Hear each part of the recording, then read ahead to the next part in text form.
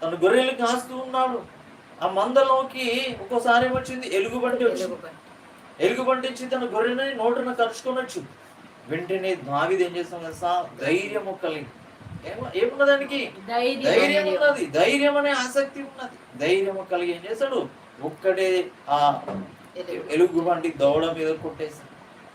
వెంటనే ఏమైంది, ఎలుగుబంటి చనిపోయింది. ఆ ఎలుగుబంటి నోట నుండి దావీదు ఏం చేశాడు, ఆ గొర్రె పిల్లను, మేక పిల్లని తీసేశాడు. మరొకసారి సింహం వచ్చింది. సింహం వచ్చినప్పుడు భయపడ్డాడా, భయపడకుండా ముందుకు వెళ్ళి ఆ సింహము నోట నుండి గొర్రె పిల్లని తీసేశాడు. గొర్రె పిల్లను సింహమును ఒక్కటే దెబ్బతో చంపాడు. ఎవరు తెలుసా, దావీదు. అంటే ఆయనకి ఏ విషయంలో ఆసక్తి ఉన్నది, యుద్ధము విషయంలో ఆసక్తి ఉన్నది, ధైర్యం విషయంలో ఆసక్తి ఉన్నది.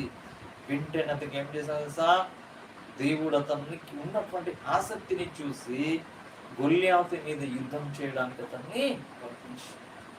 గొల్యాతు మీద యుద్ధం చేసేటప్పుడు అంత వీరుడు, శూరుడు, బహుబలం కలిగినటువంటి వ్యక్తిని ఒక్కడే ఒక రాయితో అతన్ని చంపగలిగాడు. ఎలా చంపగలిగాడు అంటే అతని ఆసక్తిని దేవుడు చూశాడు.